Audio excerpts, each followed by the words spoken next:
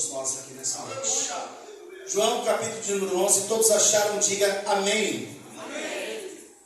A palavra do Senhor nos diz assim: estava enfermo Lázaro de Betânia, da aldeia de Maria e de sua irmã Marta.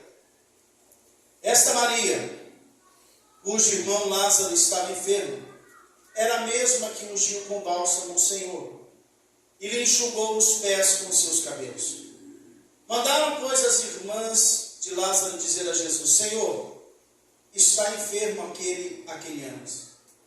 Ao receber a notícia, disse Jesus: esta enfermidade não é para a morte, e sim para a glória de Deus, a fim de que o Filho de Deus seja por ela glorificado. Ora, amava Jesus a Maria e a sua irmã e a Lázaro. Quando, pois, soube que Lázaro estava doente, ainda se demorou 2 dias no lugar aonde estava. Depois disse aos seus discípulos: vamos outra vez para a Judeia. Disseram os discípulos: mestre, ainda agora os judeus procuram apedrejar-te e voltas para lá? Respondeu Jesus: não são as 12 horas do dia? Se alguém andar de dia, não tropeça porque vê a luz desse mundo, mas se andar de noite, tropeça porque nele não há luz. Verso de número 25 do capítulo 11. Disse-lhe Jesus: eu sou a ressurreição e a vida. Quem crê em mim, ainda que morra, viverá. Vai comigo agora no capítulo de número 12, um pouquinho para frente. Capítulo de número 12, verso 1 diz assim: 6 dias antes da Páscoa, foi Jesus para Betânia, onde estava Lázaro, a quem ele ressuscitara dentre os mortos. Deram-lhe, pois, ali uma ceia. Marta servia, sendo Lázaro um dos que estavam com ele à mesa. Até aqui, querido, pode se assentar, glorificando e exaltando o nome do Senhor Jesus. Eu glorifico a Deus por esta palavra a qual o Senhor falou comigo no Evangelho de São João, um Evangelho que João ele escreve com o intuito de apresentar à humanidade Jesus, para que a humanidade creia em Jesus como sendo o Filho de Deus e tenha vida em seu nome.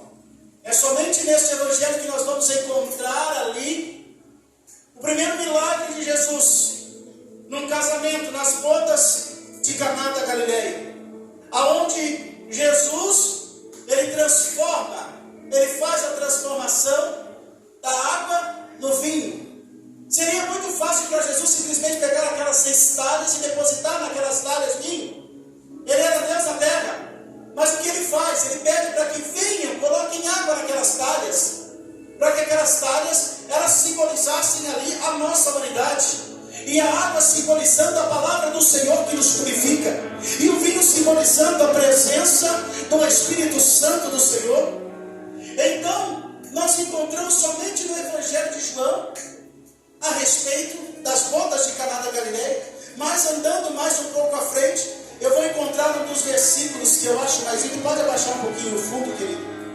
Eu acho um dos versículos mais lindos da palavra do Senhor. João 3,16. Porque Deus amou o mundo de tal maneira que entregou o seu Filho unigênito, para que todo aquele que nele crê não pereça, mas tenha a vida eterna. Essa é a missão do Filho de Deus. É também no Evangelho de João que nós vamos encontrar aquele lindo diálogo da mulher samaritana, de uma riqueza impressionante para os nossos dias.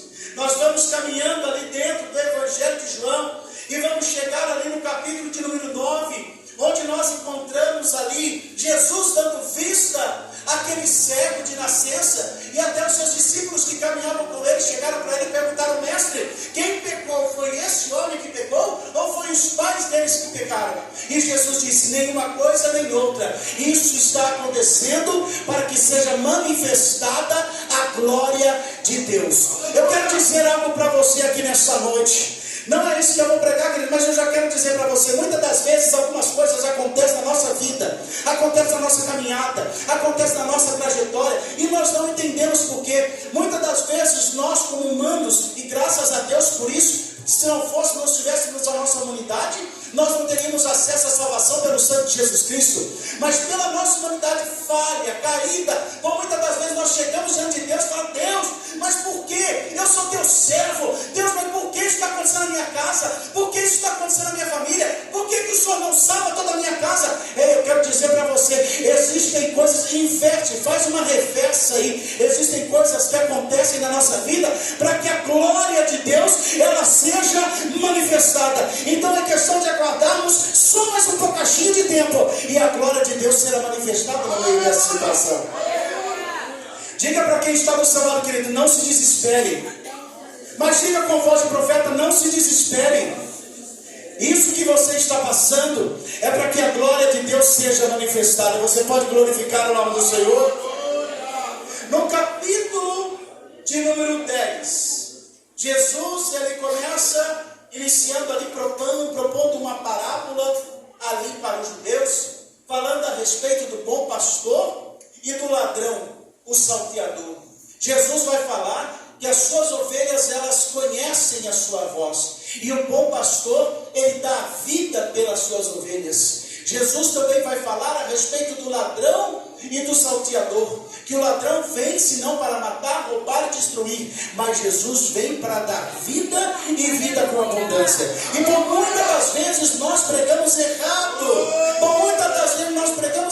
essa passagem, querido, porque nós atribuímos essa passagem do ladrão e salteador, nós atribuímos a Satanás, quando na verdade o que Jesus estava falando aqui é a respeito dos homens que se intitulam homens de Deus e não pregam a verdadeira palavra de Deus, a palavra que salva, a palavra que liberta, a palavra que regenera, a palavra que transforma, a palavra que limpa, que restaura, que purifica, que traz arrependimento e nos garante a salvação através do sangue de Jesus Cristo. Jesus estava falando daqueles que usam a palavra para proveito próprio. Jesus estava falando daqueles que tentam enganar. E quantos não são nos nossos dias, querido? Quantas pessoas não estão sendo levadas pelas vozes de homens que dizem ser homens de Deus e na verdade não são? Porque é bem verdade, irmão, que quando esta palavra é pregada, verdadeiramente pregada, ela não tem que fazer você sair daqui dando pulos de alegria com o pregador, mas tem que sair você tem que sair daqui consciente e pensando: poxa vida, eu preciso melhorar nisso. Poxa vida, eu preciso mudar meu pensamento. Poxa vida, eu preciso mudar meu conceito. O Evangelho não é uma graça irresistível. O Evangelho é algo que nós precisamos entender, que é uma graça vinda para nós, e nós precisamos nos apropriar dessa graça através do arrependimento diário e da nossa comunhão diária com o Senhor. E quantos, por muitas das vezes, adentram essas portas, e eu vou falar daquilo que nos é conhecido, adentram as portas de uma Assembleia de Deus, e quando conhecem a nossa doutrina, quando conhecem os nossos ensinamentos, quando conhecem o que nós levamos a sério, a palavra de Deus, muitos falam: não, isso daqui não é para mim, não, eu vou lá para fulano de tal, porque lá é o evangelho mais fácil, é o evangelho mais tranquilo, lá é pregado de uma maneira mais suave. Quantas pessoas você já conhece, querido, que já fizeram essa escolha, que já fizeram essa opção? Mas a Bíblia vai falar no livro de Ruth a respeito de um homem chamado Elimeleque, que tomou uma decisão errada. Ele tomou uma decisão errada porque na cidade de Belém estava faltando pão, mas a Bíblia vai falar, lá no livro de Ruth, no capítulo 1, logo no versículo 1, vai falar que havia uma crise em toda a terra. Em toda a terra, não era somente em Belém, era em toda a terra. Aí eu trago para o contexto dos nossos dias, nós também estamos em crise, querido. Há uma crise em toda a terra. Então não adianta sair daqui, ir para lá, sair de lá, ir para cá. Há uma crise em todo lugar. Mas há uma diferença daquele que está debaixo da verdadeira palavra de Deus. Nós sabemos que o pão da vida está presente. Nós sabemos que o dono da vida está presente. Nós sabemos que aquele que é o pão que desceu do céu está no nosso meio, querido. Então nós sabemos que o mundo pode estar em crise, mas nós estamos em Cristo. E se nós estamos em Cristo, nós podemos todas as coisas daquele que nos fortalece. Enquanto nós vamos caminhando aqui, nós vamos ver ali no final do capítulo 10, nós vamos ver que os fariseus eles tentam apedrejar Jesus devido às verdades que Jesus estava trazendo ali.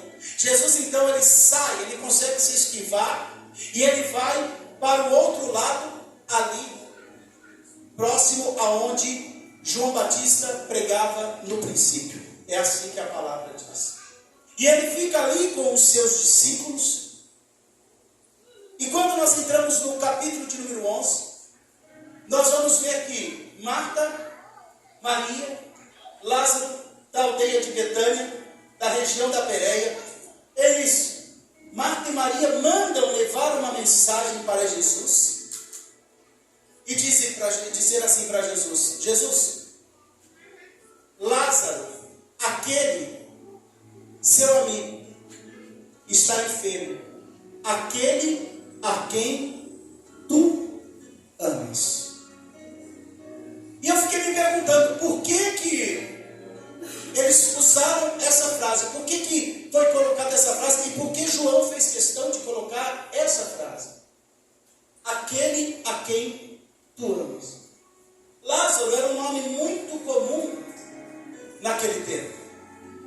Então, para que houvesse uma identificação, para Jesus saber qual Lázaro seria, eles dizem: Lázaro, aquele a quem tu amas, está enfermo. E Jesus diz: essa enfermidade não é para a morte, mas para que a glória de Deus seja manifestada. E eu fiquei imaginando: Lázaro, aquele a quem tu amas, está enfermo. Quer dizer, ele não era apenas aquele que Jesus amava quando estava são. Jesus o amava também quando ele estava doente. E o pastor me deu liberdade para trazer aquilo que o Senhor colocou no meu coração. E primeiramente, irmãos, Deus fala com o pregador, para que nós possamos ser um canal para a igreja. Por muitas das vezes, não fica bravo comigo não, mas por muitas das vezes nós queremos amar só os sãos. Nós queremos amar só aqueles que são sãos. Só aqueles que já estão na igreja. Só aqueles que já estão salvos. Amar esse irmão que está sentado aí do teu lado é muito fácil. Amar esse irmão que está aí já lavado e remido do sangue do Cordeiro é muito fácil. Mas nós não precisamos amar apenas estes. Nós precisamos amar aquele caído que está lá fora. Nós precisamos amar aquele da nossa parentela que não conhece a Jesus ainda. Aquele do nosso trabalho que também não conhece a Jesus. Eu entrei numa empresa, querido, eu faço a gestão de quase 100 pessoas nessa empresa. E eu sou muito discreto dentro do meu trabalho, eu procuro agir ali de maneira mais discreta possível. Só que não dá para esconder uma candeia quando ela é acendida. Não dá para se colocar debaixo da mesa e esconder a luz. E aí o pessoal começou a saber que eu era pastor, começou a saber, as pessoas começaram a vir pedir oração para mim. Pastor, ore por mim. Pastor, ore pela minha família. Ore pelo meu filho. Ore por uma causa. As pessoas começaram a se chegar. E eu confesso, irmãos, eu falei: Senhor, eu estou entendendo o teu propósito, porque o Senhor me colocou aqui. Não é simplesmente para que eu tenha um emprego, mas também para que eu possa abençoar essas vidas. Então entenda, querido, você é um projeto de Deus. Você pode olhar para a pessoa que está do seu lado e falar assim: você é um projeto de Deus. Deus não te colocou no lugar que você está hoje, na posição que você está hoje. Por muitas das vezes a gente acha que Deus me abençoou, Deus me fez um empresário. Deus me fez alguém bem na vida para que simplesmente eu possa desfrutar das coisas dessa terra. Querido, as coisas dessa terra são passageiras. Se Deus te deu um emprego bom, se Deus te deu uma empresa, é para que você possa ajudar a obra de Deus a crescer, a avançar. É para que você possa ajudar o trabalho missionário a avançar, para ganhar almas, para ganhar outras almas, assim como eu fui ganho, assim como você foi ganho. Então não pense que é apenas para o seu bel prazer. Às vezes, por muitas das vezes, aquele que mais tem é o que menos ajuda. Mas aquele que menos tem é o que mais ajuda. Mas não se preocupe, sendo fiel no pouco, Deus te colocará no muito. Você pode dar glória a Deus? Quando você é fiel no pouco, Deus te coloca no muito, querido. É dessa maneira. Então aprenda. Deus te colocou numa posição. Deus está te honrando. Então honre a obra do Senhor. Ou muitas das vezes nós, diante de uma situação desfavorável na nossa vida, nós queremos que Jesus venha agir no estalar de Deus. Nós queremos que Jesus venha agir de uma forma imediata. Não, mas há um tempo para todas as coisas. Você pode repetir comigo? Há um tempo para todas as coisas. E nós precisamos entender o tempo de Deus. O tempo de Deus não é o mesmo tempo do homem, querido. Davi, ele foi ungido moço. Levou mais de 17 anos, 18 anos para que ele viesse a se tornar rei. Ou muitas das vezes Deus liberou uma palavra na tua família, Deus liberou uma palavra para a tua casa. E você se questiona: ah Deus, mas até quando? Ah Deus, mas até quando essa situação? Quando isso vai mudar? Aguarda no tempo de Deus, querido. Aleluia! Um dos maiores males desse tempo, e eu falo com toda a propriedade, um dos maiores males desse século chama-se ansiedade. Ansiedade, um dos maiores males do nosso século. Mas eu aprendi um segredo lendo essa palavra. Irmão, se você puder colocar para mim aqui no telão, Salmos de número 27, verso de número 14. Salmo de número 27, verso de número 14. Vamos ler, igreja. Espera no Senhor, anima-te, e Ele fortalecerá o teu coração. Espera, pois, no Senhor. Aleluia! A nossa esperança não está no homem, a nossa esperança não está no governo, a nossa esperança não está no governo dessa nação. Mudou a cadeira lá em Brasília, mas o trono ainda continua ocupado pelo mesmo. A nossa esperança está no Senhor, e para vivenciarmos coisas maiores da parte de Deus, não basta apenas ter a certeza de coisas que se esperam, mas também nós temos que ter convicção daquilo que não se vê. Aleluia! E isso é fé. Isso é fé. Quanto maior o problema, meu irmão, quanto maior o problema, minha irmã, maior é o milagre. Jesus, ele demora ali mais 2 dias para poder chegar até Betânia.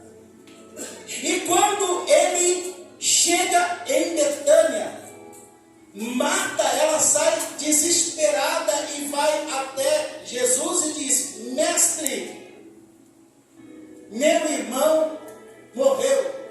Se o Senhor estivesse aqui, não teria morrido o meu irmão. E essa Marta é aquela mesma lá de Lucas 10, 38, né? Quando Jesus e seus discípulos chegam ali, naquela casa, Marta sempre ocupada para lá e para cá, querendo resolver tudo, e Maria, ela escolhe a melhor parte. E no início do capítulo 11, nós vemos João fazendo menção de algo que iria acontecer depois, mas que Lucas também faz menção. Então eu acredito que ele coloca dentro desse contexto, em virtude do Evangelho de Lucas.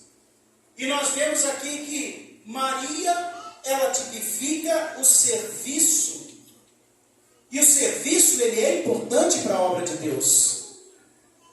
Marta tipifica o serviço, e Maria, ela vai tipificar significar adoração.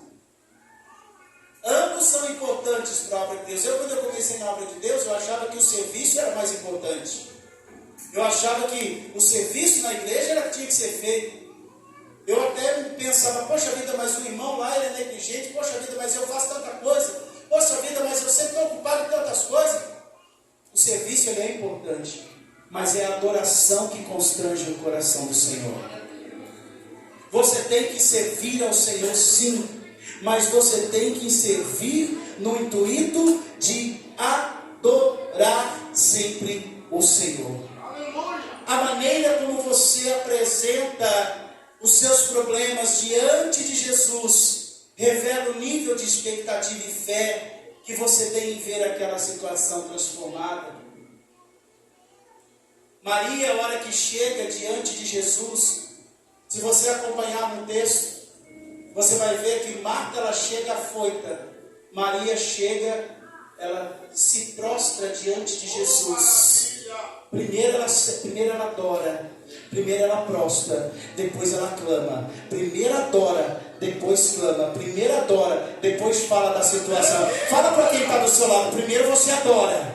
Fala, primeiro você tem que adorar, para depois você falar das suas situações.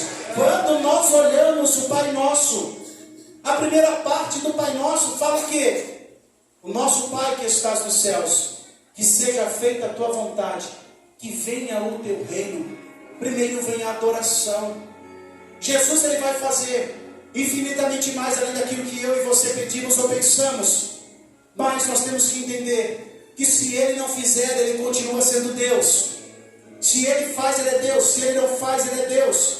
Se nós recebemos aquilo que pedimos, ele é Deus. Se nós não recebemos, ele é Deus. E por isso eu vou deixar de adorar? Não, eu tenho que continuar adorando. Porque a minha maior recompensa está na glória. A maior recompensa está na glória. Quando nós fomos para lá. Jesus, ele vê aquela situação. Ele se constrange com Maria. E ele diz assim: aonde você sepultaram?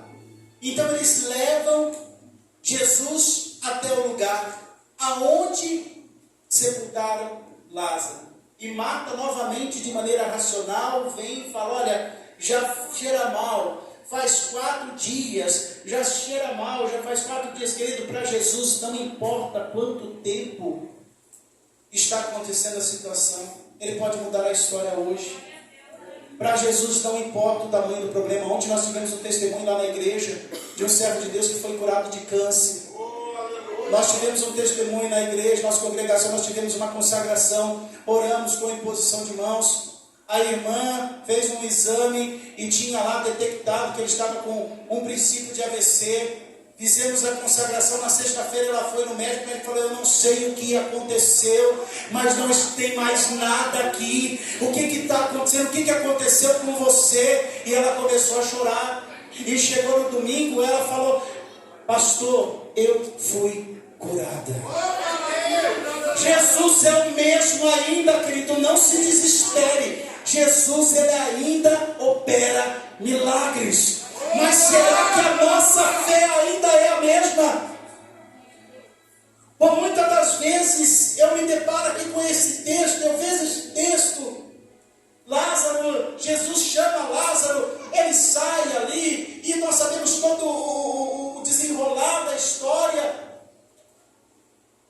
Mas eu fico me deparando com esse texto. Será que nós temos uma fé tão grande assim, para poder tocar Jesus com a nossa adoração e viver realmente os planos dele para a nossa vida? Os planos de Jesus não mudaram, querido. Os planos que ele tem para mim e para você, os planos que ele tem para a tua família, os planos que ele tem para a tua história. Talvez eu estou falando com pessoas aqui que ouviram uma palavra e estão aqui na igreja só de corpo presente. Estão aqui na igreja pensando: que hora que vai acabar, que eu preciso ir para minha casa, tem tanta coisa para resolver, porque amanhã eu tenho que começar a trabalhar. Ei, querido, você pode sair daqui nessa noite, terminar esse culto e você não passar essa porta. Nós não sabemos, nós só podemos acrescentar um fio de cabelo na nossa cabeça. Mas Jesus pode mudar célula, Jesus pode mudar sangue, Jesus pode mudar um rim, Jesus pode mudar um cérebro, Jesus pode mudar tudo. E a nossa fé, aqui a oração da nossa fé nesse último tempo da igreja. Jesus nos deu uma grande comissão, querido. Quando nós vamos no jantar de Betânia, nós vamos encontrar ali Marta ainda servindo. Mas a Bíblia vai falar que Marta servia, estava Maria também servindo, e Lázaro estava à mesa. O milagre estava na mesa. Eu creio, querido, que Deus, Ele tem uma mesa preparada para nós. Deus, Ele tem uma mesa preparada para nós. Depende de nós nos lançarmos diante da presença dEle e aceitarmos tudo que Ele tem para fazer através de nós. Por muitas das vezes nós queremos só a boa medida, nós queremos só a boa parte. Mas eu digo para você, Jesus, Ele conta comigo e com você para uma grande obra. Aleluia. Por muitas das vezes, querida, a obra não é feita aqui com o microfone na mão. A obra é feita através de um testemunho que você dá. A obra é feita através da sua vida, do seu dia a dia lá fora. Querido, eu não tenho vergonha nenhuma e nenhum problema, já estou encerrando, não tenho nenhum problema de falar isso. Eu fui consagrado muito cedo ao pastorado pela misericórdia santa do Senhor. Comecei a fazer muito cedo a obra de Deus. O processo na minha vida foi muito rápido dentro de Madureira. Foi algo que eu glorifico a Deus. E o Senhor vem acrescentando mais uma coisa que eu nunca perdi, querido, foi a humildade. E de entender, não a minha posição, não o meu ministério, mas sim a minha posição, a minha função no reino de Deus, que é ser servo do Senhor. Que é ser servo da igreja, que é ser aquele que serve o pão ao necessitado, que é aquele que serve o pão àquele que precisa. Sabe por quê? Porque um dia eu fui alimentado pelo pão, assim como você também foi alimentado pelo pão. Hoje é um culto de consciência missionária. Aqueles discípulos estavam com Jesus, aqueles discípulos estavam ali, Marta, Maria, Lázaro estava morto. Marta e Maria sabiam dos milagres que Jesus fazia. Quando Jesus chega ali diante de Maria, Jesus pergunta aonde colocaram ele. E Maria fala, vem e vê. Sabe por quê? Porque ela sabia que ele podia trazer vida. Sabe o que eu quero dizer para você? Seja um instrumento de Deus nesse tempo. Deus, Ele conta comigo e com você para isso. Deus não quer somente me abençoar ou te abençoar. Deus quer que nós sejamos a própria bênção, aonde nós formos, aonde nós estivermos. Porque nós temos visto sinais, querido. E se tem uma coisa que eu tenho certeza no meu coração, é que Jesus está às portas. Nem o dia, nem a hora nós sabemos, mas Ele está à porta. Pregue a palavra, seja um instrumento. Há lugares de morte e há lugares de vida. A igreja é um lugar de vida. Não escolha sair daqui. Eu estou falando aquilo que o Espírito está falando no meu coração, querido. Não saia da presença de Deus. Não saia da casa do pão. Não saia da presença do Senhor. Não se iluda com ofertas. Vem para a minha igreja que eu vou colocar você em tal posição. Vem para a minha igreja que tem um lugar. Lá você vai ser usado. Lá você vai ser usada. Não dê ouvidos, porque há caminhos para o homem que parecem bons, mas são caminhos de morte. Não dê ouvidos, querido. Permaneça na casa aonde Deus te colocou, porque onde Deus te coloca, Ele te honra. Aonde Deus te coloca, Ele constitui os planos dele. Por mais difícil que seja, Deus, Ele ainda é Deus e Ele ainda faz infinitamente mais além daquilo que nós pedimos ou daquilo que nós pensamos. E creia, querido, creia que no próximo culto missionário, e ore isso para o Senhor. Eu sempre digo isso para a igreja. Ore ao Senhor para que você ganhe uma alma, para que você tire uma alma do lugar de morte e traga para se assentar à mesa dos santos. Peça para Deus para que você seja um instrumento do Senhor, um instrumento de salvação, porque existem almas gritando aí fora. Existem almas presas em sepulturas de vícios, em sepulturas de tantas coisas, né, que nós temos visto nesses dias. Eu, por um tempo, me desviei da presença do Senhor. Fiquei atado em ataduras do inimigo. Fiquei preso na sepultura do vício da bebida. Fui escravo da noite. Mas o Senhor foi lá e me resgatou, querido. E vem constituindo, restaurando a minha história. Então, se tem alguém aqui que pode falar que Deus, Ele restaura, que Deus, Ele tira do lugar de morte e põe sentado na mesa dos príncipes, eu posso falar com propriedade, porque o Senhor fez isso na minha vida. E eu quero profetizar, eu quero ser profeta na tua vida. Deus vai alcançar os seus, assim como me alcançou, querido, assim como alcançou a minha casa. Ele vai alcançar os seus. Ele vai alcançar aquele Lázaro que essa hora está num boteco, que está perdido na prostituição, que está perdido num lugar de morte, num lugar de vício, no meio da biqueira, no meio das drogas. Ele vai alcançar e vai trazer, porque há uma promessa sobre a tua vida, sobre a tua família. E essa promessa está lá em Gênesis 12. Nós temos a promessa de Abraão, e essa promessa testificada através do sangue e do sacrifício vicário do nosso Senhor e Salvador Jesus Cristo. Amém? Se coloque de pé em nome do Senhor Jesus.